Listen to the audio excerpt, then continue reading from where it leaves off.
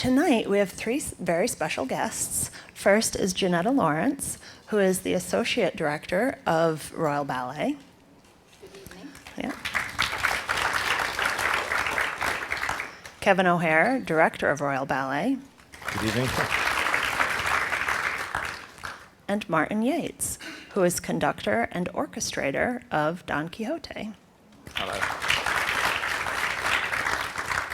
And so first, I thought we might start with very brief bios, and rather than hearing me say them, I thought you'd rather hear these folks give their own.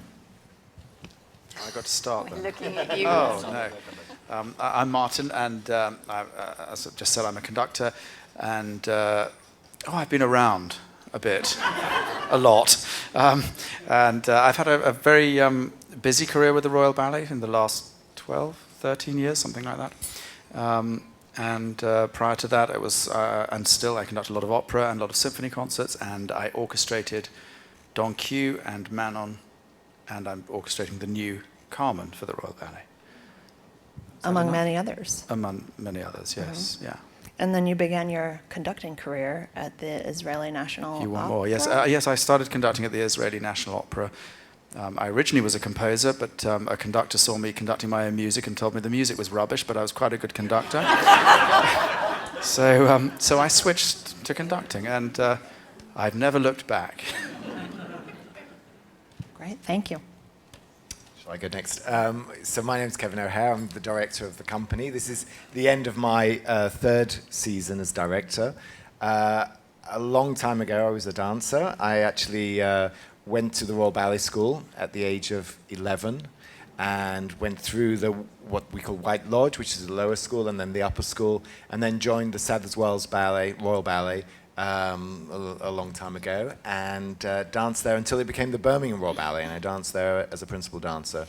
And in 2000, I decided that was a good year to hang up the dance shoes and think of something else. So I went and actually retrained in administration and became the company manager of the Royal Ballet. And so that's when I first met Meg, bringing the company over in 2000. I think it was 6 or 7. And it's one of those days. and then I became the administrative director in 2009 and the director in 2012. So it's a great joy to bring the company here. I love this theatre. I love the Kennedy Centre. All the people that work here are so brilliant. They know how a company like ours runs, and also there's a brilliant orchestra as well. So it's always a great pleasure to be here, and we're looking forward to this week of Don Quixote. I'm going to ramble on a little bit longer because Martin and I have to go down to the rehearsal, which starts at 7 o'clock, just to check that everything's okay. But so we'll leave you in the capable hands of Jeanetta. But Don Quixote is a big Russian classic, and we'd had two versions that hadn't been created for the Royal Ballet that had come into the repertoire of the company at different times in its history. And both of them, to be honest, hadn't really worked and hadn't suited the company. And so when I took over as director, I thought we have this wonderful Cuban dancer who's been a principal guest artist with the company for over 17 years. And he has danced Don Quixote in many, many different ballet companies, American Ballet Theatre, Houston Ballet, all around the world. And I thought, who better than Carlos to put a production together? And he knows the company well as well. So together with Martin, I did an orchestration a special orchestration for this version, and wonderful designs by Tim Hatley, who's famous for Shrek beforehand, but these are wonderful. His first foray into dance, and they're really beautiful designs. And it's I have to say, just a really wonderful, exuberant performance show with great dancing, lots of work for the Corps de Ballet, lots of different little things that you can look out for. You actually hear the dancers sort of talking, screaming a little bit. You have flamenco guitarists at one point. And so it's really bringing this sort of classic of the last century into this century. And I think it's very accessible, and it's a wonderful show. So I'm glad to hear from Meg. A lot of you are coming to see during the performance during the week. But if you haven't booked, please do so, and come and see us. Thank you. Jeanetta. Good evening, everyone. Well, I think I pretty much followed the same path, but sadly rather a lot earlier than Kevin, because I too went to White Lodge, the Royal Ballet Lower School, when I was 12, and went through the school, joined the company, danced for 10, 11 years, and then had a little bit of time out. I had a family and also did a couple of other things. I worked for a lady called Gillian Lynn, who started her career as a principal dancer with the Royal Ballet, also, but many, many years previously, and she went on to choreograph Cats and Phantom of the Opera and a lot of other West End shows and films too. So that was a very interesting experience, and it gave me a sort of into the commercial world, really, and to learn how that all worked was a great experience for me.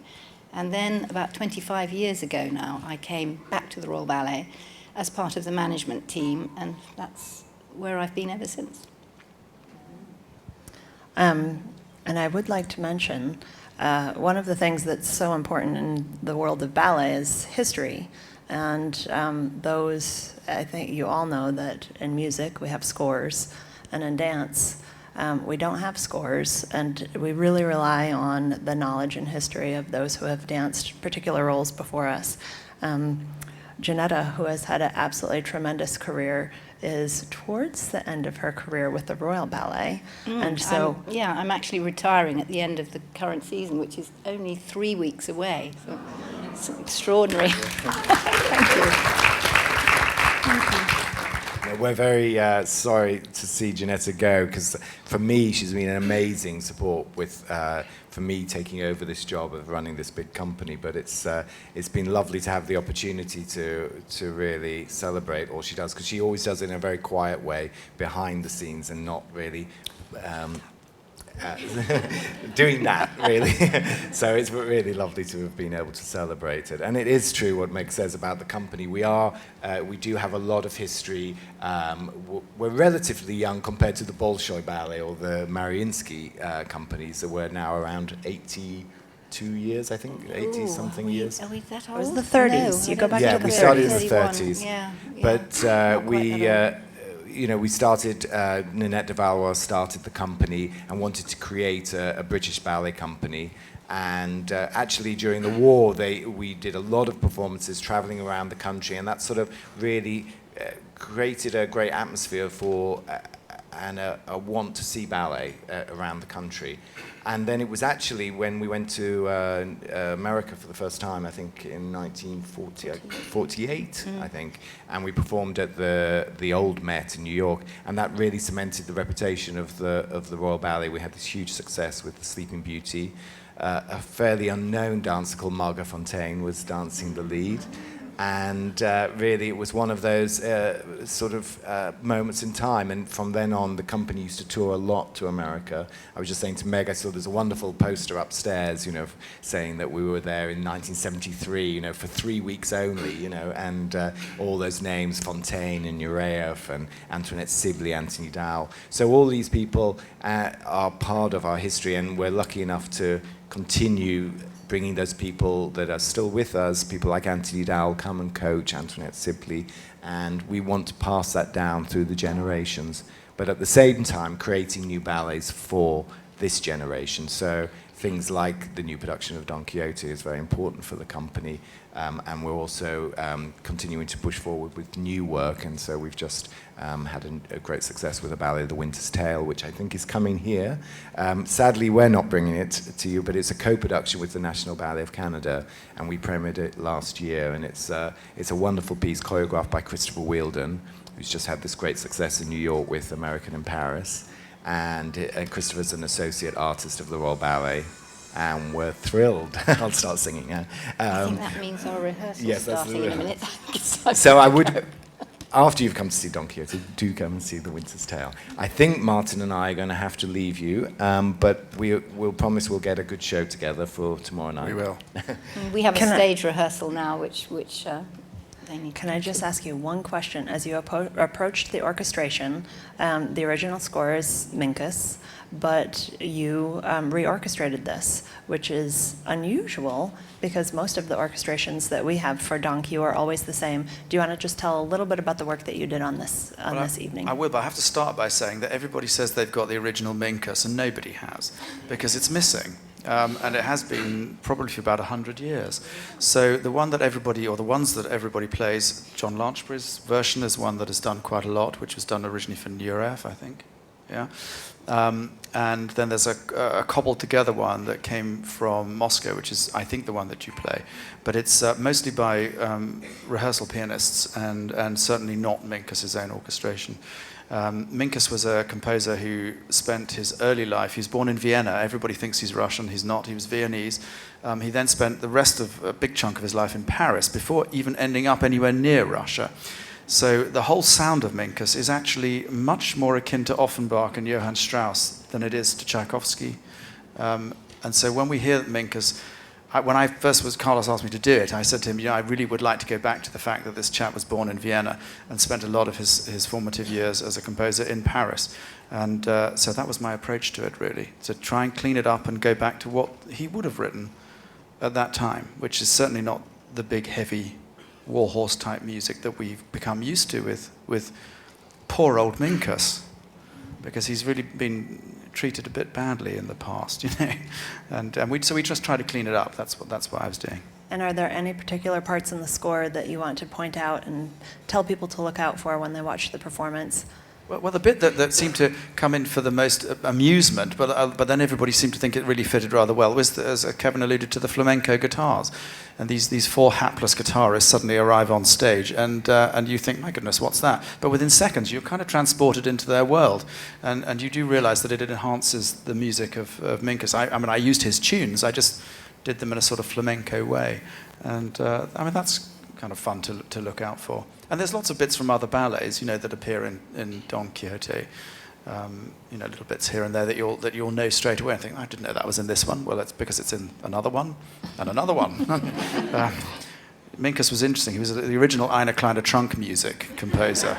I need another pas de deux. Oh, I've already got one. And so this score is a real hybrid, actually. But there's wonderful tunes. It's full of great melodies.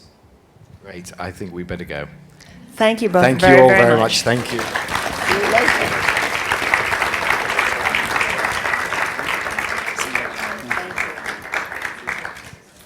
Wonderful. Jeanetta, I have some questions for you, and I want to kind of back up a little bit. When I started my career, it seemed to me, although I'm an American, so that's where this is coming from, that New York seemed to be the epicenter of dance. And today, London seems to be an absolute hotbed of new choreography, of putting dance on screen. There's so much, the audiences are absolutely terrific in London. I wonder if you could just speak a little bit to your history in London and what you have seen there and what you think is happening now in the dance world in London. Well, I think you're absolutely right. I think it is a really wonderful time for dance, of all kinds, actually, in London at the moment. I mean, I've been associated with the company for a very long time. I've actually worked in some capacity or another with all of the 8 directors of the Royal Ballet. I was in the graduate class, in de Valois' graduate class at the school, and rehearsed with Ashton and Macmillan. And the last 4 directors I've worked with very closely indeed. And I think I've noticed with each of those 4 that when, I worked with Anthony Dowell for 10 years, with Ross Stretton only for a year because he was only with us for a year, with Monica Mason for more than 10 years, and now with Kevin for the last 3. And I think as each one has retired or moved on, somehow the landscape changes. It just seems to take a step forward, and never more so profoundly than in the last 5 years. I think I think the Royal Ballet has always taken great pride in leading. I think there have been some difficult times, of course there have been, you know, in the late 90s when the house was closed for a couple of years, when the Opera House was being rebuilt. That was a really, really difficult time for the company. We had to go on tour for 2 years while the Opera House was shut. There were real concerns as to whether or not the company could actually, we could hold the company together, because the finances at that time were really, really difficult. So that was a difficult time. But once back in the new house, it seemed that we really could start motoring. We had more studios. For the first time in the company's history, we were living over the shop. We had our own dressing rooms there. Before that time, our rehearsal studios had been in Barons Court. So that was a tube journey every time we had a meeting or we were on stage. And so we could really, really capitalize on being in one building all the time. And I think from that time, we have started to really push forward again. I think in the last 5 years, with the advent of our live cinema relays, that's been something that our problem in a sense is getting beyond our opera house audience. You know, it's very expensive to take a company as big as we are on tour, and we tour slightly less than we used to. We don't tour within Great Britain anymore, really. We take out little groups sometimes, but by and large our touring is our international touring at the end of each season, and that is slightly less than we used to. So it's one of our major concerns is to get out to a much wider reach, and one of the ways that we do that is through our cinema broadcast. But also to answer another strand of your question, I think that there is a programme, I don't know if you have something, I think you probably do, similar here, Strictly Come Dancing, which we have on television at home, and that has done phenomenally well for dance. People are really, everyone talks about dance much more again these days, and of course for the Royal Ballet personally, it has always been about choreography. Choreography is the thing. Yes, we have a number of reality shows, So You Think You Can Dance, Dancing with the Stars, America's Got Talent, and I think actually the origination of many of these shows was British, and so some of these are American knockoffs. Yeah, they've all done very, very well. But one of the things that Kevin has done since he has started as director of the company is created an artistic trifecta. American Pharaoh, congratulations if any of you follow horse racing. But in terms of an artistic dance trifecta, he has brought in 3 partners with Liam Scarlett, who was a dancer with the company and now until very is recently a soloist with the artist in residence. Christopher Wheeldon, who is artistic associate, and Wayne McGregor. And so I thought that maybe you could talk a little bit about the influence of these 3 artists on the company and how you work with them artistically. They have all choreographed for the company and their participation in the Royal Ballet. Well, I think that, you know, the Royal Ballet has been blessed from the beginning, really. I mean, Devalwa herself was a choreographer, but she stepped back from her own choreography to really bring on the talent that she saw around her, and of which there was primarily Frederick Ashton, who was the founder choreographer of the Royal Ballet, followed really by Kenneth Macmillan. I mean, she had a little bit of a tricky time there. It was a bit of a toss-up, I think, whether she put her money on John Cranko, who was a very, very great young choreographer at that time, or Kenneth, and she chose Kenneth for whatever reason.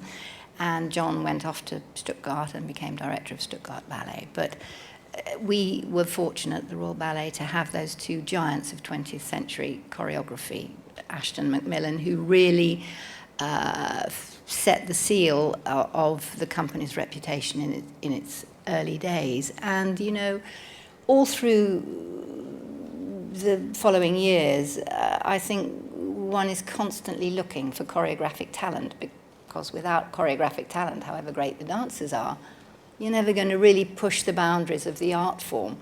And of course, there have been many, many wonderful, wonderful dancers in the Royal Ballet over the years.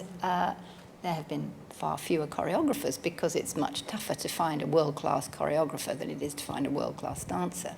And right now, we're right there again because we have 3 seriously world-class choreographers who are all closely associated with the company. And by the time Kevin gets to the end of his 4th season as director of the Royal Ballet, he will have commissioned not 2, not 3, not 4, but 5 new full-length ballets with new scores to boot. And that's an absolutely phenomenal thing to have achieved. Before he commissioned Christopher Wheeldon to make Alice's Adventures in Wonderland for us a couple of seasons back, we had waited 16 years to commission a full-length ballet, simply because the enormous amount of money one invests in a full 3-act ballet these days. It's a lot of money. And you have to be pretty sure, you have to have faith. I mean, you can never be sure when you're commissioning something what the result's going to be.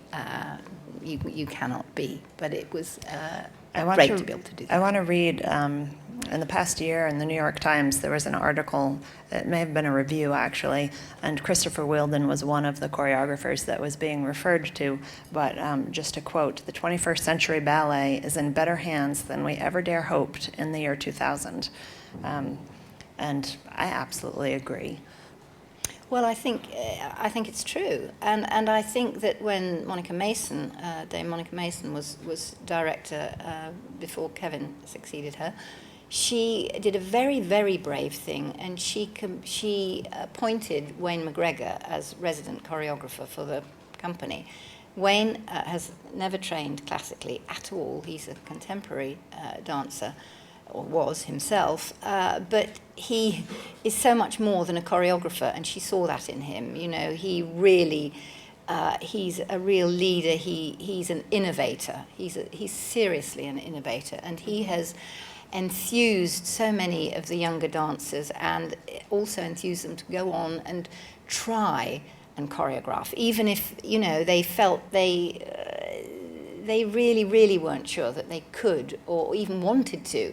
He just enthused them so much, and we have 2 or 3 young dancers who have gone on to really choreograph well. So I think there's a buzz again. It's really a really exciting time. And the Kennedy Center audiences have seen Wayne McGregor's work. We brought his contemporary dance company, Random Dance, and they performed 4 in the Eisenhower Theater, I believe it was last year. But the last time the Royal was here, you performed Chroma, Yes. which was wonderful. Yeah, and then it was that's a interesting, 2 seasons ago, I think the Ailey Company brought Chroma. And so for those of you who were lucky enough to see the difference in that piece between the Royal Ballet performing it and Ailey, it was really interesting to compare and contrast. But I'm curious, this evolution, Carlos Acosta has been an absolutely terrific performer and dancer within the company. He has announced that this upcoming season will be his last full season with the Royal Ballet, which is a travesty for those of us who enjoy seeing him perform on stage. I'm curious the identification of his choreographic talent, and at what point did the conversation about creating a new Don Q with Carlos come to light? Yeah, well, Carlos joined us, actually, funny enough, in that sort of rather dark time I was talking about earlier, the 2 years of closure. And he came in really, he's always been a ray of sunshine, Carlos. And I remember the first time I met him, we passed each other in a corridor, and he really looked glum. And he had earphones on, and he'd only been with us a short time. And I learned later that he was listening to salsa music because it was so grey outside. I think he was really thinking, can I really stand being here in this cold, grey country? And thank goodness he decided he could eventually. So he's been a tremendous, tremendous positive force for the company throughout his time with us. He leads by example. He's an astonishing dancer, obviously, that goes without saying. He's had the most wonderful career, but it's been far more than that. He invests so much into everybody around him, and I think, as Kevin said earlier, he felt my goodness me. I mean, Carlos had produced his own shows and used some of our dancers with them. He performed at the Colosseum, he performed in various places, and I think that Kevin really felt that he, if anyone could do a version of Don Q, and he really wanted, I think, to give Carlos the opportunity to work with the company, particularly probably the younger men in the company, and just really so that he could enthuse them with, you know, his own magic, his own enthusiasm. And I think probably if you do see the performances, you will see that he has more than done that. It's a tremendously vibrant, exciting, fun production, and he's given the men a lot to do, and they had the best time in the rehearsal studio with him. He's a marvellous communicator. He really, it just comes straight from the heart, and it's infectious and really wonderful to watch him in action. Carlos, being originally from Cuba, has he brought his passion to the... Oh, definitely. He was absolutely determined that they were going to be living their experience on the stage. And again, as Kevin said earlier, you know, he has them shouting at times. He has a guitarist on the stage. Martin actually wrote the little piece of music that the guitarists play. It's in the gypsy scene. It's wonderful to see the sort of vibrancy that he's got them to bring to their performances. It's terrific. And just a few things about the production. It's absolutely exquisite. The costuming, the group, the dance programming team, some of you are out there, went backstage just the other day when they were unpacking the costumes. They're absolutely exquisite. They are really beautiful. Just beautiful. The production itself is enormous, and we have been likening it to the size of an opera set. It's huge.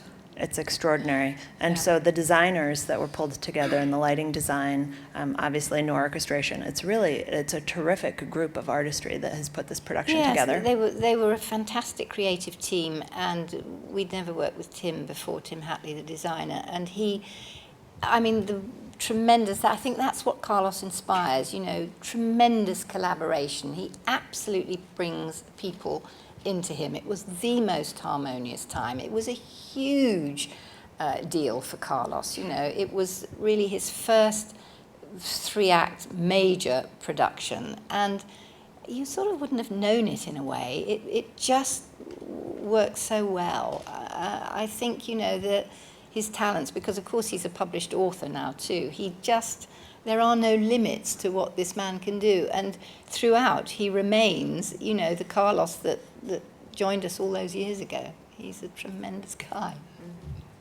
And I think I'll end with one question that may take a while to answer, I'm not sure. Yeah. And I can think of no better person to answer it. I'd love to hear you talk about the Royal Ballet style. I'm curious to hear from your perspective, what exactly is Royal Ballet style?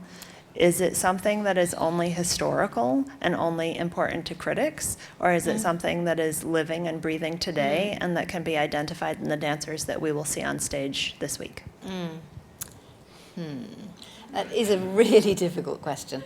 I always slightly curl up at the edges when people talk about style and Royal Ballet style, because people do really like to talk about that, especially critics. And of course, in the old days, because the Ashton particularly, was the choreographic architect for the company. And Ashton's work is quite easy to describe in really broad, generalistic terms, and that is a really mobile upper body. Our guest principal ballet master, who I was at school with, you can hear him yelling from studios away, "Bend!" And he's always getting them to bend, bend, bend.